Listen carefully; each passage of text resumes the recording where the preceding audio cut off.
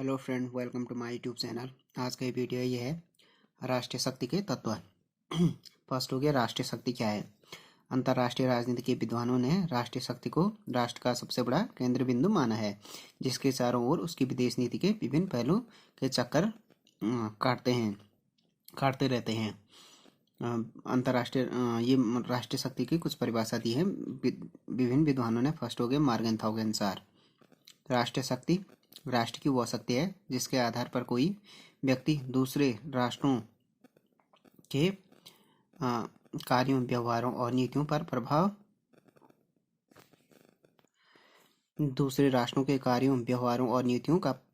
पर प्रभाव तथा नियंत्रण रखने की चेष्टा करते हैं। यह राष्ट्र की वह क्षमता है जिसके बल पर वह दूसरे राष्ट्रों से अपनी इच्छा के अनुरूप कार्य करा लेता है।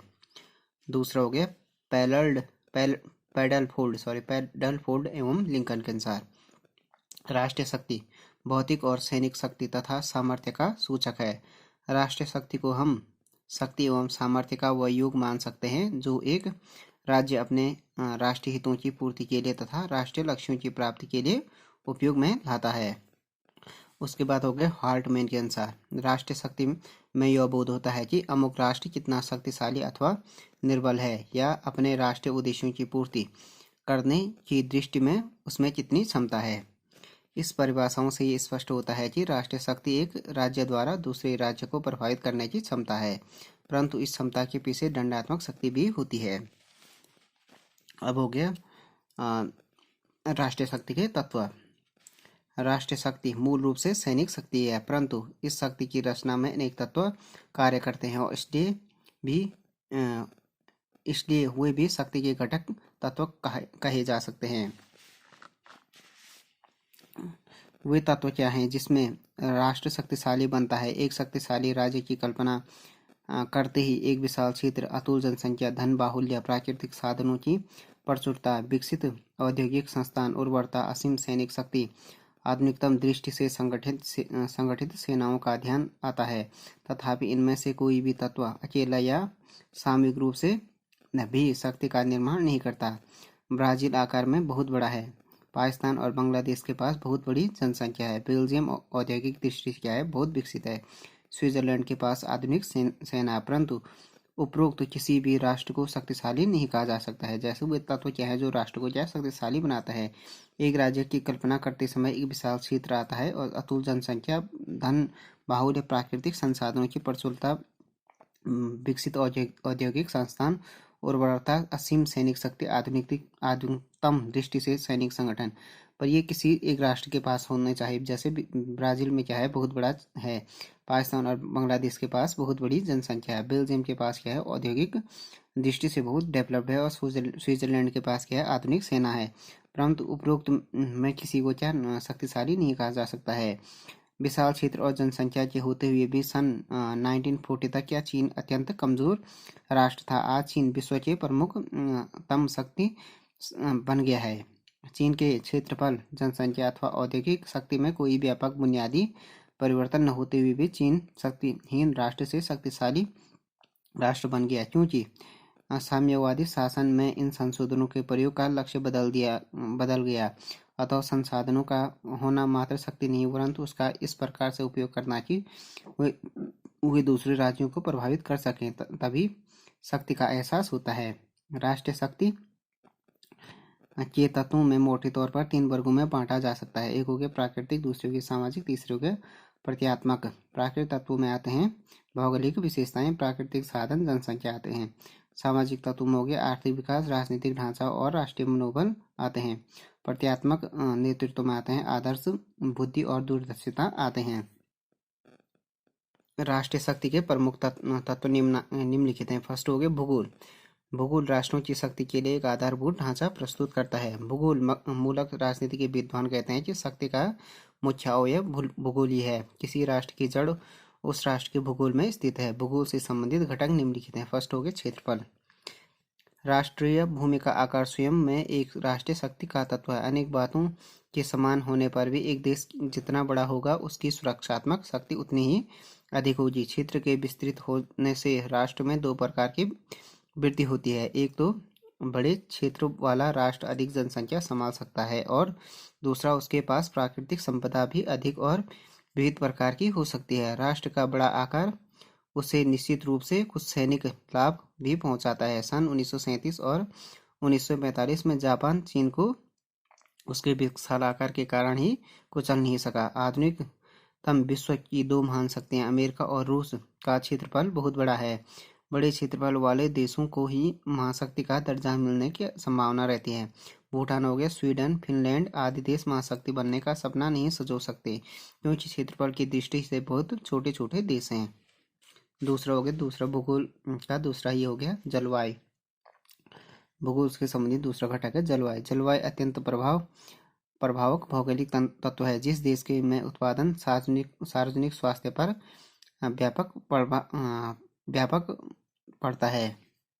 जलवायु का क्या होता है? जलवायु क्या है? अत्यंत प्रभावक भौगोलिक तंत्र है जिसका देश के उत्पादन और सार्वजनिक स्वास्थ्य पर क्या पड़ता है? व्यापक प्रभाव पड़ता है। भूगोल मूलक राजनीति के विद्वानों की तो यहाँ तक मान्यता है कि कोई भी राष्ट्र महाशक्ति बनने की आकांक्षा केवल उस समय कर सकता है जबकि उसकी जलवायु समशीतोष्ण हो। यह भौगोलिक तथ्य है कि आज के सभी शक्तिशाली राष्ट्र शीतोष्ण कटिबंधीय में है। ऐसा माना जाता है कि प्रायः ठंडे जलवायु वाले देशों के लोग गर्म जलवायु वाले देशों के निवासियों की अपेक्षा अधिक कर्मठ परिश्रमी होते हैं। जलवायु की विषमता के कारण सहारा, जिसका आकार यूएसए के बराबर है, वीरान रेगिस्तान बनकर मानव विकास के लिए अनुपयुक्त हो गया है। दूसरा ये हो गया घटक जलवायु। तीसरा घटक हो गया स्थलाकृति,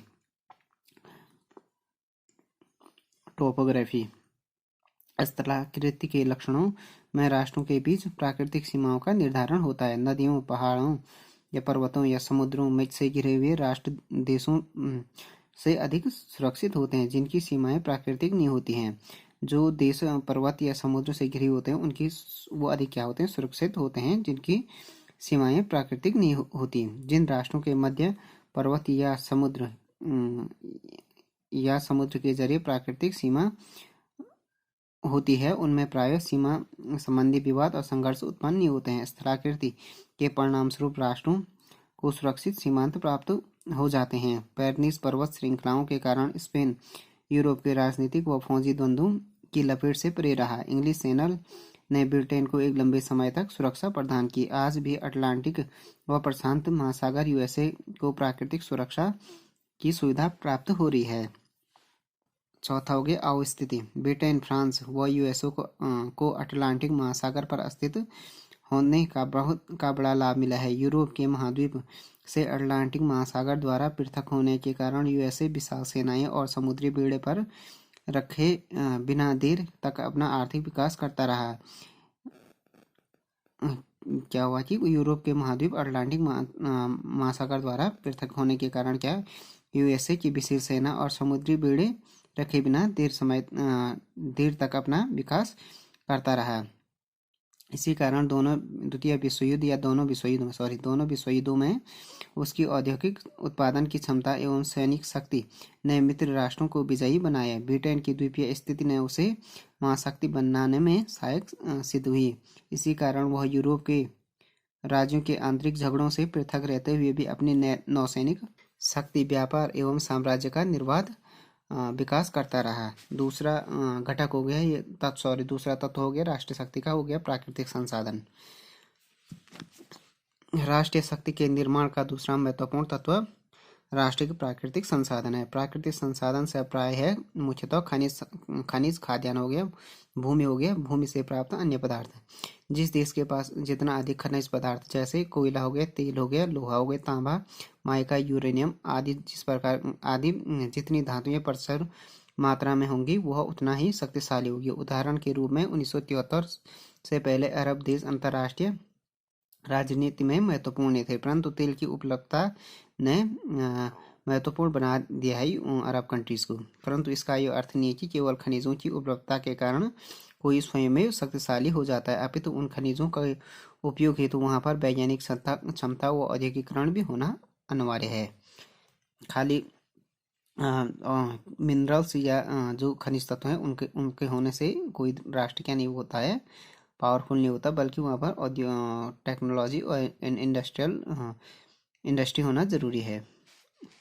विज्ञान के बढ़ते विकास के कारण आज कई खनिज पदार्थ सामरिक महत्व भी प्राप्त कर चुके हैं। उदाहरण स्वरूप जैसे यूरेनियम, थोरियम, पेट्रोलियम आदि पर नियंत्रण रखना अब सामरिक शक्ति हेतु अति आवश्यक है। परंतु यहाँ यह भी सत्य है कि जब तक किसी राष्ट्र के पास परमाणु शस्त्र, प्रक्षेपास्त्र या यानों की क्षमता नहीं है, वह इन परमाणु खनिजों का उचित उपयोग नहीं कर सकता।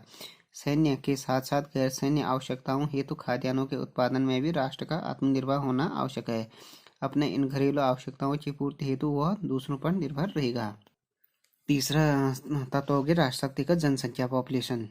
बड़ी जनसंख्या सैनिक और आर्थिक दृष्टि से किसी राष्ट्र की शक्ति में वृद्धि कर सकती है। प्रथम श्रेणी के सैनिक अथवा शक्तिशाली राष्ट्रों के लिए विशाल जनसंख्या का होना आवश्यक है। विशाल जनसंख्या से बड़ी फौजें, अधिक श्रमिक और श्रेष्ठ व्यक्तियों के चयन की सुविधा होती है। किसी राष्ट्र के आर्थिक उत्पादन का परिणाम अनेक कारकों में से इस कारक पर भी निर्भर करता है कि उस देश के पास श्रमिक बल या मजदूर वर्ग कितना है, जो ठीक अर्थव्यवस्था के लिए सर्वथा आवश्यक है। यदि दो राष्ट्रों के पास वैज्ञानिक प्रगति हो गया, तकनीकी विकास हो गया, औद्योगिक स्तर तथा अन्य शक्ति तत्व समान हो, तो विशाल जनसंख्या सदैव राष्ट्र की शक्ति बढ़ाने में अधिक सहायक होगी। एक देश जिसकी आबादी अपने प्रतिद्वंदी की तुलना में कम है, अपनी जनसंख्या की गिरती हुई रफ्तार से उस समय बहुत चिंतित हो जाएगा जब उसके प्रतिद्वंदी की आबादी अधिक रफ्तार से बढ़ रही है। यह परिस्थिति 1870 से 1940 के मध्य जर्मनी की तुलना में फ्रांस की रही है। इस युग में फ्रांस की जनसंख्या 40 लाख बढ़ी, जबकि जर्मनी की जनसंख्या 2,70,00,000 रही है। 1940 में जर्मनी के पास क्या थी? 1,50,00,000 व्यक्ति सैनिक सेवा के लिए उपलब्ध थे, जबकि फ्रांस के पास ऐसे व्यक्तियों की संख्या केवल 50 लाख थी। 1940 में फ्रांस के जर्मनी से पराजित होने का एक कारण ये भी था, पॉपुलेशन। राष्ट्र के शक्तिशाली होना वास्तविक रूप से जनसंख्या की प्रकृति तथा उसके गुणों पर निर्भर करता है। जनसंख्या के गुणों पर निर्भर करता है। जनसंख्या की गुणों की दृष्टि से कई बातें महत्वपूर्ण हैं। जैसे राज्य की जनसंख्या में वृद्धों की संख्या अधिक है, वहाँ के लोगों का स्वास्थ्य कैसा है, लोग शिक्षित हैं या निरक्षर, लोग निर्धन हैं या संपन्न। जनसंख्या में आयु का प्रश्न आर्थिक विकास से जुड़ा है। तो राष्ट्र का क्या होना चाहिए, जनसंख्या क्या होना चाहिए? किसी भी देश की गुणात्मक न कि परिमाणात्मक, क्वालिटी होनी चाहिए, पॉपुलेशन न कि क्वांटिटी। अब हो गया राष्ट्र शक्ति का अगला तत्व हो गया तकनीकी, टेक्नोलॉजी। जीवन के प्रत्येक क्षेत्र, कृषि, उद्योग, चिकित्सा, शासन व्यवस्था, शिक्षा का उपकरण, संचार साधन, अर्थव्यवस्था, युद्ध संचालन में तकनीकी शोधों का अपूर्व प्रभाव है। चिरकाल से तकनीकी ने राष्ट्रीय शक्ति की स्थिति के निर्धारण में महत्वपूर्ण भूमिका निभाई है।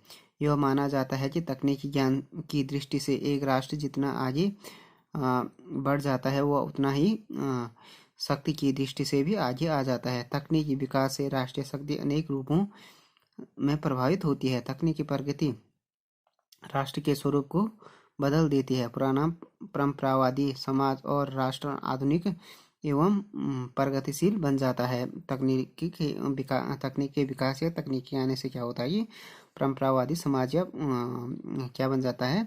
आधुनिक राष्ट्र एवं प्रगतिशील बन जाता है टेक्नोलॉजी की। इससे राष्ट्रों की शक्ति स्थिति में परिवर्तन आ जाता है। राष्ट्र की आक्रमणकारी शक्ति बढ़ जाती है। राष्ट्र की आर्थिक एवं सामाजिक स्थिति में परिवर्तन आ जाता है। आज अपनी तकनीकी प्रगति के कारण यूएसए और रूस की गणना संसार के किसमें होती है? महानतम शक्तियों में होती है। अब हो गया लीडरशिप या नेतृत्व, अगला तत्व। राष्ट्रीय शक्ति का एक अन्य महत्वपूर्ण तत्व नेतृत्व है।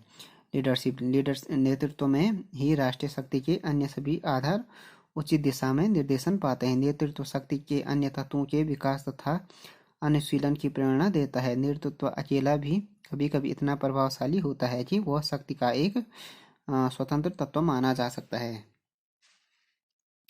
नेतृत्व की अनुपस्थिति में राज्य की रचना भी नहीं हो सकती है। दूरदृष्टि और कड़ी मेहनत वाले नेतृत्व के बिना सुविकसित तकनीक की भी कल्पना नहीं की जा सकती है। उसे न और उसके न होने की स्थिति में राष्ट्रीय मनोबल का कोई अर्थ नहीं हो सकता है। नेतृत्व के मुख्य रूप में दो कार्य हैं जिससे वह राष्ट्रीय शक्ति की अभिवृद्धि में सहायक होता है। प्रथम, नेतृत्व राष्ट्रीय शक्ति के अन्य तत्वों के बीच समन्वय की स्थापना करता है। द्वितीय, राष्ट्र अधिक से अधिक शक्ति प्राप्त कर सके, इसके लिए भी उस गुणों वाले नेतृत्व का अस्तित्व आवश्यक होता है। युद्ध में सैनिक नेतृत्व में राष्ट्रीय शक्ति पर सदा से ही निर्णयात्मक प्रभाव डाला है। 18वीं शताब्दी में प्रसार की शक्ति वास्तव में फ्रेडरिक महान की सैनिक योग्यता का विलक्षण गुण व युद्ध संबंधी चालों के लिए किए गए आविष्कारों की झलक मात्र ही होती थी। फ्रेडरिक महान की जो सैनिक योग्यता का विलक्षण गुण व युद्ध संबंधी चालों के लिए किए गए आविष्कारों की झलक मात्र ही तो थी। उसके बाद क्या हुआ कि नेपोलियन ने प्रसार सेना को ध्वस्त कर दिया, जो उस समय 1806 में जेना की लड़ाई के समय भी उतनी अच्छी थी तथा सबल थी जितनी कि फ्रेडरिक महान के समय में थी। परंतु महत्वपूर्ण बात यह थी कि फ्रेडरिक महान के पक्ष में लड़ने वाले सैन्य संचालकों में अपेक्षित सैनिक प्रतिभा का अभाव था। दूसरी ओर नेपोलियन जैसी अपूर्ण प्रतिभा का नेतृत्व था। शक्ति काल में एक देश में राजनीतिक नेतृत्व का राष्ट्रीय शक्ति के निर्माण में ठीक वही योगदान होता है जो युद्ध काल में सफल सैन्य व्यूह रचना का होता है। कूटनीतिक कौशल के कारण ही राष्ट्र का महत्व अंतर्राष्ट्रीय मंच पर उभरता है। अब हो गया राष्ट्रीय शक्ति का अगला तत्व हो गया कूटनीति। किसी राष्ट्र के वैदेशिक मामलों को उनके कूटनीतिज्ञों द्वारा संचालन करना राष्ट्रीय शक्ति के लिए शांति के समय उतना ही महत्वपूर्ण है जितना कि युद्धों के समय। राष्ट्रीय शक्ति के लिए सैनिक नेतृत्व द्वारा चक्रव्यूह दांव पेंचों का संचालन यह वह कला है जिसके द्वारा राष्ट्रीय शक्ति के विभिन्न तत्वों को अंतर्राष्ट्रीय परिस्थिति उन मामलों में अधिक प्रभावशाली रूप में प्रयोग में लाया जाए जो कि राष्ट्रीय हितों से सबसे स्पष्ट रूप संबंधित है। राष्ट्रीय हितों से सबसे स्पष्ट रूप संबंधित है। राष्ट्रीय हितों से सबसे अधिक रूप से क्या है संबंधित है। यदि मनोबल राष्ट्रीय शक्ति की आत्मा है तो कूटनीति उसका क्या है मस्तिष्क है। यदि कूटनीति का दृष्टिकोण दूषित है, उसके निर्णय गलत हैं और उसके निश्चय कमजोर हैं तो भौगोलिक स्थिति के तमाम लाभ, खाद्य पदार्थ, कच्चे माल, औद्योगिक उत्पादन की आत्मनिर्भरता, सैनिक तैयारी तथा आदमी की गुण व संख्या के लाभ में एक राष्ट्र के लिए कम योगदान दे पाएंगे। एक राष्ट्र जो कि इन लाभों पर गर्व कर सकता है, यदि उसकी कूटनीतिक चातुर्यपूर्ण नहीं है तो वह अपनी प्राकृतिक पूंजी के बल पर केवल क्षणिक सफलताएं प्राप्त कर सकता है। ऐसे राष्ट्र को उस राष्ट्र के सम्मुख झुकना पड़ेगा जिसकी कूटनीति अपने अन्य राष्ट्रीय शक्ति के तत्वों का संपूर्ण प्रयोग करती है। इस प्रकार से अन्य देशों की कमी की पूर्ति स्वयं की उत्तमता से करने में सफल हो जाती है। कूटनीति के बाद एक हो गया औद्योगिक क्षमता, अगला तत्व। किसी राष्ट्र की शक्ति उसकी औद्योगिक क्षमता पर निर्भर करती है। औद्योगिक राष्ट्र ही महान शक्ति कहलाते हैं। औद्योगिक स्तर में परिवर्तन शक्ति के स्तर में भी परिवर्तन उत्पन्न कर देता है। औद्योगिक क्षमता के अभाव में कच्चे माल का कोई महत्व नहीं होता है। बेल्जियम को कांगो में उच्च स्तर के यूरेनियम के भंडार प्राप्त होते हैं, फिर भी उसने अन्य राष्ट्रों की तुलना में बेल्जियम की शक्ति को किसी विशेष प्रकार से नहीं बढ़ाया, क्योंकि न तो बेल्जियम अधिकृत कांगो में ही न तो बेल्जियम में ऐसा कोई औद्योगिक कारखाना था जो यूरेनियम के भंडारों को औद्योगिक सहयोग मिल सके। दूसरी तरफ यूएसए व यूएसएसआर में यूरेनियम प्राप्ति उसकी शक्ति में असीम वृद्धि के द्योतक हैं, क्योंकि इन देशों में औद्योगिक कारखाना विद्यमान हैं जिससे यूरेनियम को शक्ति में परिणत करके प्रयोग में लाया जा सकता है। लोहे और कोयले के स्वामित्व द्वारा अमेरिका और सोवियत संघ ने असीम शक्ति का संचय किया, क्योंकि उनके पास वे कारखाने हैं जो कच्चे माल की औद्योगिक उत्पादन में परिणत कर सकते हैं। जब तक एक औद्योगिक राष्ट्र के रूप में ब्रिटेन का कोई प्रतिद्वंदी नहीं था, तब वह संपूर्ण संसार में सबसे शक्तिशाली राष्ट्र था।